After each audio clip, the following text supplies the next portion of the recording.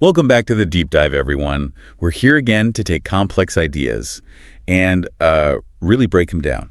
That's the plan. And today, we're tackling something that sounds simple, but trust me, getting it right is, well, it's deceptively difficult. It really is. We're moving beyond just getting the grammar right, past those intermediate plateaus. We're diving into the real subtleties of C1 fluency. Exactly. We're assuming you, our listener, you've reached that point where just being understood isn't quite enough anymore. You're looking for real articulation. Right. You want to sound, proficient, even eloquent. And we're starting with a topic everyone thinks they've mastered, talking about your daily routine. The daily routine, it seems so basic, but the typical B1 level response. It's functional, yeah, but it's often quite flat. Completely flat. Pure information. First, I wake up, then I brush my teeth. After that, I have breakfast. You get the facts, but nothing else. Exactly. It's like a shopping list. Yeah. So our mission today is to basically dismantle that functional list approach. And rebuild it. Rebuild it into something much more sophisticated, a personal narrative that actually reveals character. We want to show you how the specific words you choose, how they signal who you are, your energy, your priorities, your whole vibe. That's the core idea, the paradigm shift we're aiming for. You have to stop seeing your routine as just transactional data. It's not data transfer. No, it's self-expression. It's almost like personal branding in a way. Personal branding through your routine description. I like that. When you describe your day, you're painting a picture. Are you super organized?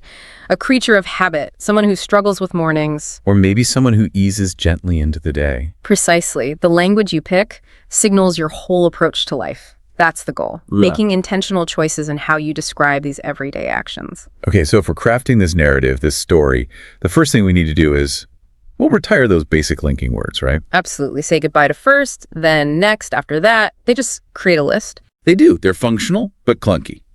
So what do we replace them with?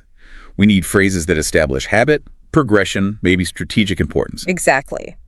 We need language that creates a fluid story, not bullet points. Okay, let's start at the beginning. Waking up.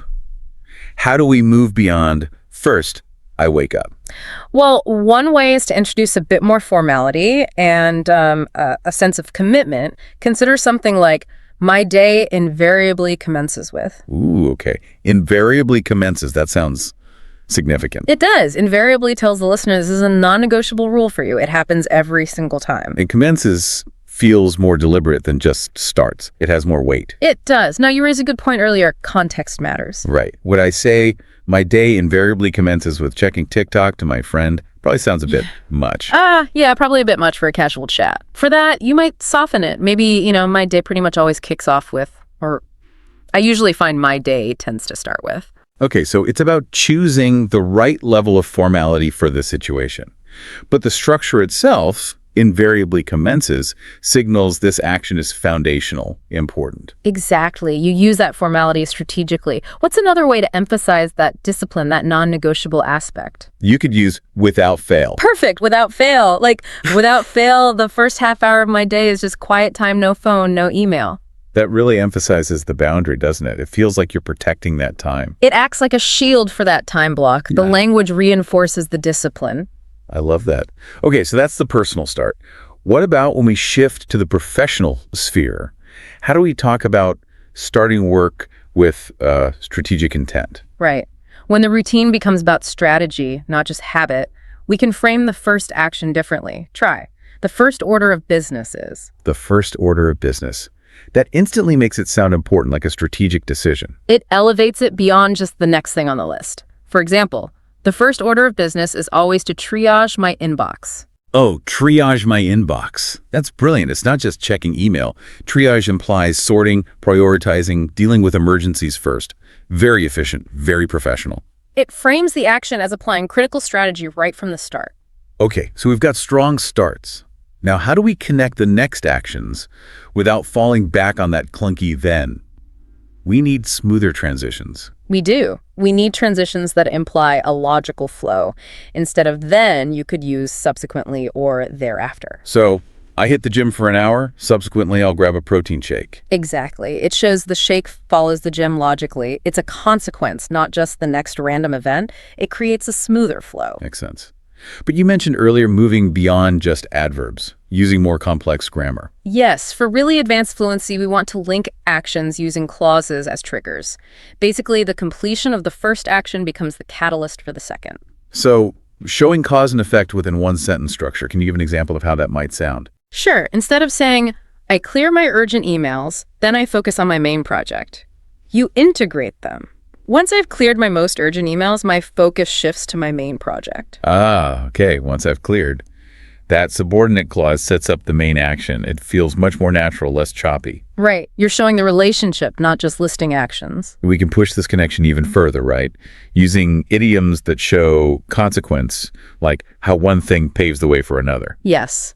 That's the essence of narrative, showing how things are interconnected. So you might say, my morning planning session sets the agenda for the team, which then paves the way for an afternoon of focused, deep work. Okay, I see. You're not just linking, you're explaining the function of the first action, setting the agenda, and how it enables the second, the deep work. Precisely. It shows a higher level understanding of how events connect and cause each other. The routine isn't random, it's a planned sequence, a story. Fantastic. So the structural scaffolding is there. We've got sophisticated ways to sequence the narrative.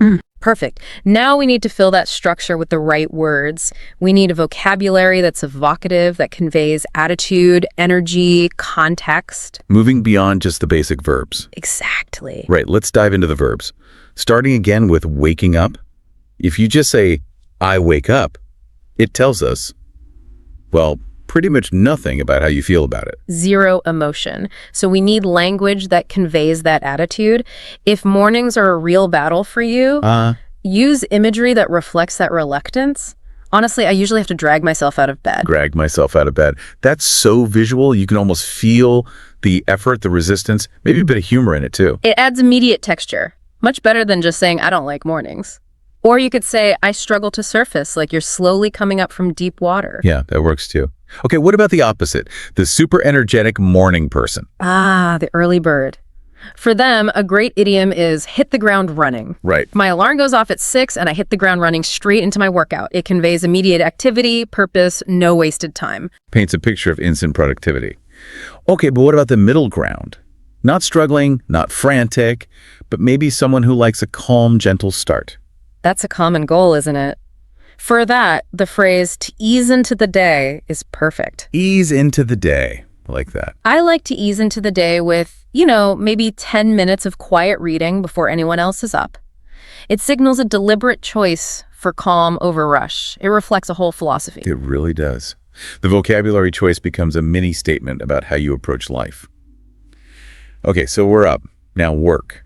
I start work. Is functional but dull. How do we frame the tasks themselves? We pick verbs that match the nature of the task.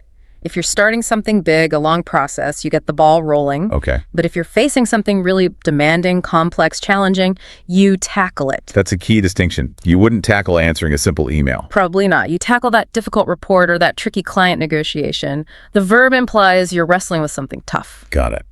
What about a more methodical start? Maybe planning or organizing? For that, to set about doing something works well. Right, team meeting's over. Now we need to set about drafting the project plan. It sounds purposeful, organized. Okay, and volume. We all have those tasks with huge volume, like the dreaded inbox. Yes. For that, to plow through is very effective. Plow through, like a tractor in a field. Exactly. It took me 2 solid hours just plowing through that email backlog. It captures that feeling of steady, effortful work through something dense and repetitive. Acknowledges the sheer amount and the effort. Nice. And often, before the main event, there's that smaller stuff, admin tasks. Right, the clutter. For that, the nautical metaphor, clearing the decks, is great. Clearing the decks, like getting a ship ready for action. Precisely. I need to clear the decks, answer these quick queries, approve those timesheets before I can really focus. And then when you do focus, Then you knuckle down. ankle down. Yeah. Okay, decks cleared, time to knuckle down and get this proposal written. It suggests really putting your head down, concentrating intensely. So we're building this toolkit of verbs that precisely match the energy, the challenge, the type of work. That precision is what lifts it to the C1 level. It's picking the word with the exact right feel, the right connotation. Okay, that covers the dynamic stuff. But routines are also full of, well, mundane moments. Sure. The coffee break, the shower, the commute. How do we stop those from sounding boring? How do we elevate the ordinary? This is crucial. This is where we shift from just describing the action to describing the experience of the action. We inject personality, sensory detail. Technique number 1, use sensory language. Okay, good example, coffee. Baseline is, I drink coffee. Very B1. Very B1. We elevate it by focusing on the experience. I always take a moment to savor the robust aroma of my freshly brewed espresso. Wow. Okay, savor the robust aroma. Huge difference.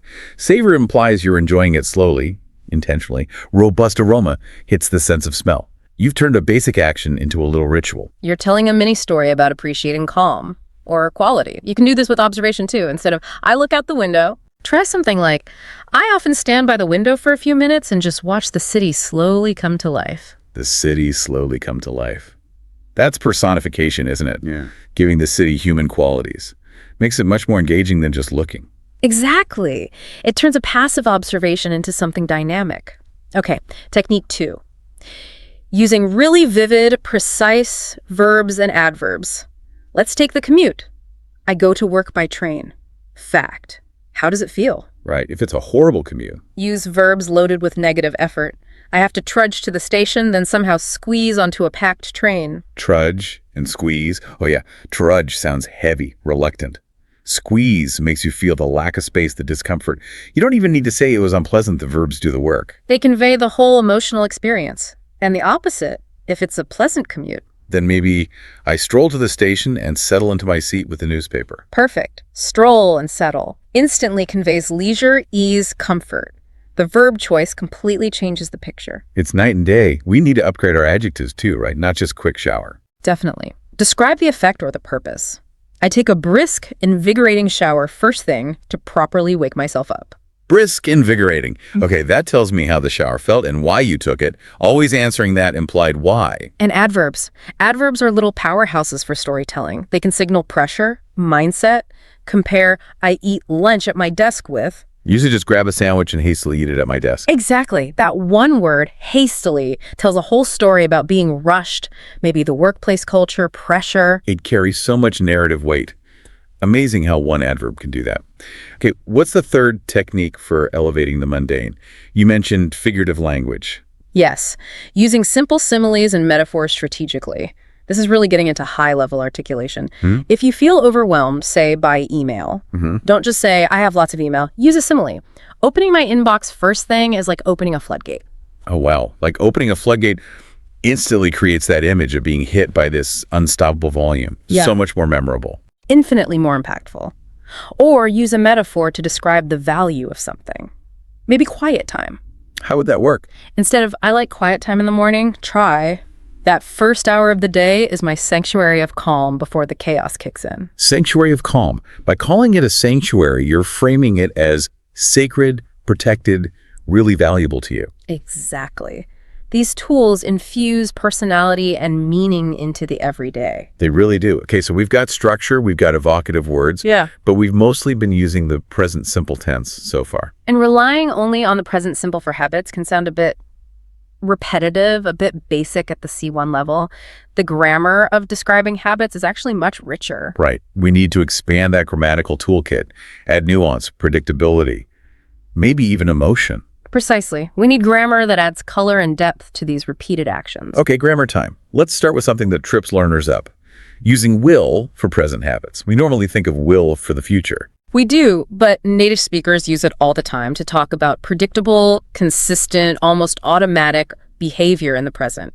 It adds a very natural conversational feel. So instead of, I check my phone when I wake up, You might say, typically the first thing I'll do when I wake up is check my phone. Or often I'll grab a coffee on my way to the station. I'll grab, it sounds like, this is just what happens. It's my standard procedure, my tendency, more conversational than just stating facts. Exactly. It communicates tendency, expectation. It works for describing others, too. If the deadline's tight, she'll often work late. It implies this is expected behavior in that situation. And the past form, would, does the same for past habits, right? Yep. When I lived in London, I would always take the tube. Same idea, but for the past. It's a relatively simple shift, but it adds sophistication. Okay, that's a good one. What's next for adding nuance? Using the present continuous with adverbs like always, constantly, forever. Now, its main job usually is to express annoyance. The grammatical complaint. Exactly. My colleague is always leaving his dirty mugs on my desk. It's much stronger, more emotionally charged than just he always leaves. It implies frustration with the persistence of the habit. I'm constantly reminding them about the deadline. You can hear the weariness. You can. It adds that emotional layer. But context is key. It can be used positively or affectionately, too, to describe a really defining habit. He's such a kind person. He's forever offering to help out. See, same structure, but the context makes it positive, affectionate even. Right. The surrounding words tell you if it's a complaint or praise. That's a really subtle C1 distinction. It is. Okay, finally, we need phrases that show analysis and self-awareness. Phrases that categorize our habits. Things like have a tendency to, be inclined to, be prone to. How is I have a tendency to? Better than just I often. It sounds more considered, more self-aware. It signals you've actually reflected on your behavior. Instead of, I often leave things late, you might say, well, I have a tendency to put off difficult tasks until the last minute. It frames it as a recognized pattern, almost a character trait you're analyzing. I see. It elevates it from a simple habit to a point of self-reflection. What about be inclined to? That suggests a softer, more natural preference, a gentle internal pull. On a sunny afternoon, I'm inclined to go for a walk rather than stay inside. It describes a preference, not a rigid rule. And be prone to. That sounds a bit negative. It usually is. Be prone to implies a vulnerability, a recurring weakness or susceptibility you can't easily control. I have to admit, I'm prone to getting distracted by notifications when I'm trying to focus. It acknowledges a recurring problem or weakness. Okay, so these phrases, tendency, inclined, prone, they move the whole description towards analyzing your own character. That's exactly it. You're not just describing, you're interpreting. That's a powerful set of tools. We've got structure, vocabulary, grammar. Now, let's get real. Routines aren't always smooth. Let's talk about the language of everyday struggles, pressure, delays, getting stuck. Yes, a realistic narrative has to include the challenges. Let's start with procrastination or delaying things. We need better idioms than just, I delayed it. The classic one is put something on the back burner, right? From cooking. That's the one. Highly visual. It means you've had to temporarily deprioritize something, usually because something more urgent came up. I meant to start the report, but this client crisis means I've had to put it on the back burner. The task is still there, simmering away, just not the focus right now. Okay, that's for temporary delay. What about when something is stopped more formally, maybe for longer? You mentioned to shelve something earlier. To shelve. That's a great one, especially in professional contexts. It's different from the back burner. When a project is shelved, it usually means it's been stopped or suspended formally, often for reasons outside your control. Like budget cuts. Exactly. Budget cuts, policy changes, lack of resources. The back burner is often your choice about priorities. Shelving is often a decision made for you or a more permanent stop. Unfortunately, the expansion plan has been shelved due to the economic downturn. It sounds quite final. That's a really useful distinction. Back burner, my priority choice. Shelve, external stop. Okay, what about when you're working, but just stuck, maybe lost in the tiny details? That's when you get bogged down in the details. Bogged down, like stuck in a muddy bog. Precisely. You lose momentum. You can't see the big picture anymore because you're obsessed with minor points. I spent hours just getting bogged down in the formatting and didn't actually write anything useful. We've all been there. And what if the obstacle is more absolute, like you just can't move forward? Then you've hit a brick wall. Okay. Progress is completely blocked until something changes. You get new information, client feedback, whatever. We were making good progress, but now we've hit a brick wall waiting for their approval. You need something external to break through. Makes sense. Let's talk time pressure. I'm busy is so basic. How do we express that dynamic urgency? A great idiom is be up against the clock. Up against the clock, like time is your opponent. Exactly. It vividly portrays that race against time. We are really up against the clock to get this submitted by Friday. It conveys strong, active pressure. And if you just make it, finishing at the last possible moment. Then you are working down to the wire. Down to the wire, from horse racing, right? The finish line wire. That's the origin. Phew, we submitted it, but we were definitely working down to the wire. It means you finish right at the deadline, adding a bit of drama to the completion story. Love it. Okay. These pressures often force us to prioritize heavily. Instead of just saying prioritize, what's a more evocative phrase? The farming metaphor. Yeah. Sort the wheat from the chaff. Separating the good stuff, wheat from the useless stuff, chaff. Exactly. It implies a careful, deliberate process of identifying and focusing on what's truly important. The first thing I do is spend 10 minutes sorting the wheat from the chaff in my task list. And even after sorting, you can still feel overwhelmed by the sheer volume. That's when you might say you have. Too much on your plate. That's the absolute classic idiom for being overloaded. And having too much on your plate often leads to The need to delegate tasks. Being able to say, look, I've got too much on my plate right now, I need to delegate some of these tasks, shows strategic thinking in a professional setting. right. Using the language of struggle makes the routine narrative relatable, realistic. Okay, every story needs an ending. Let's talk about finishing the day, winding down. Crucial transition. Instead of just, I finish work, we often use idiomatic phrasal verbs like to clock off or to clock out. Even if you don't physically clock in or out. Yeah, it's used very widely. I try to clock off by 6 p.m. most days. And what about making a conscious decision to stop? Maybe because you're not being productive. Then you call it a day. Right. You know what? I'm hitting a wall here. I'm going to call it a day and look at this with fresh eyes tomorrow.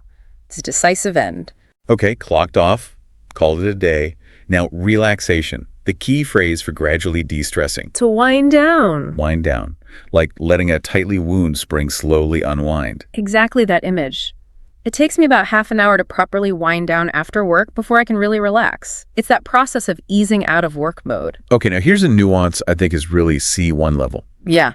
The difference between winding down and switching off, they're not the same, are they? Not at all. And that distinction is vital. Winding down is more about the physical and maybe emotional relaxation. Switching off is purely mental. So you could be lying on the sofa, technically winding down, but your brain is still buzzing with work problems. Precisely. You haven't truly switched off. Switching off means mentally disconnecting, stopping your brain from processing work stuff. So an advanced speaker could articulate that struggle, like, evenings are fine, but I find it really hard to properly switch off sometimes. Yes, highlighting that mental boundary or the difficulty in creating it is very C1. And that idea of boundaries, of switching off versus maybe always being on, that leads perfectly into our final section, doesn't it? The cultural dimension. Absolutely. Yeah. Because how we talk about our routine, especially work and rest, isn't just personal preference.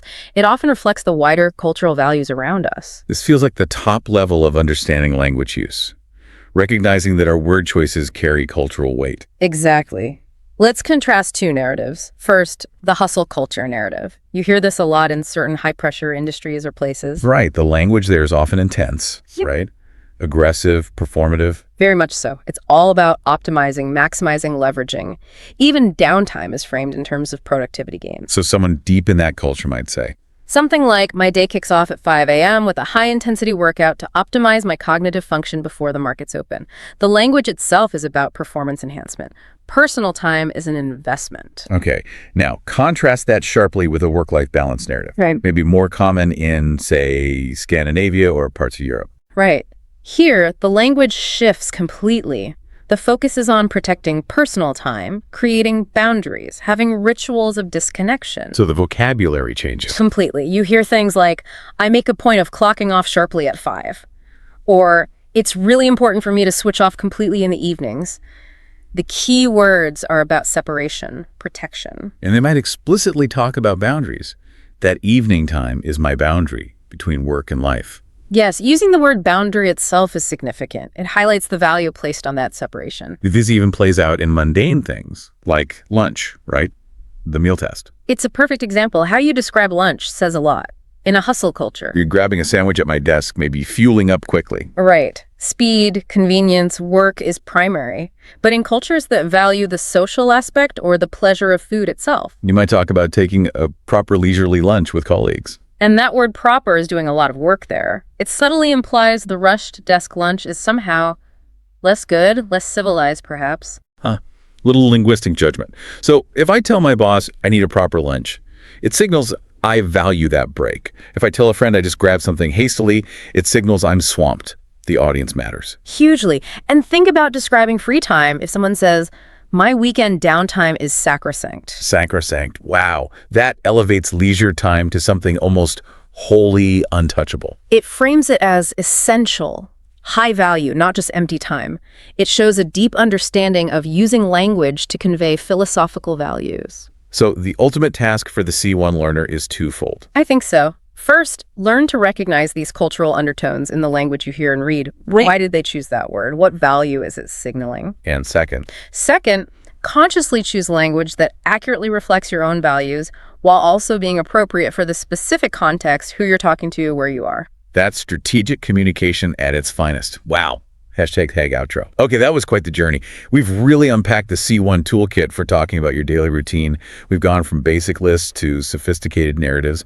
Yeah, we covered a lot. The narrative mindset, those advanced linking words, evocative vocabulary, the richer grammar of habits, idioms for struggles. And finally, that crucial cultural dimension. Now, it might feel like a lot to take in all at once. The key is not to try and use everything immediately. Right. Don't try to stuff 10 new idioms into your next description of breakfast. Please don't. The idea is incremental integration. Pick one or two things to focus on. Like, maybe this week, just focus on replacing then with subsequently, Yeah. or using a clause starting with once. Exactly. Or focus on using more sensory language for one part of your day.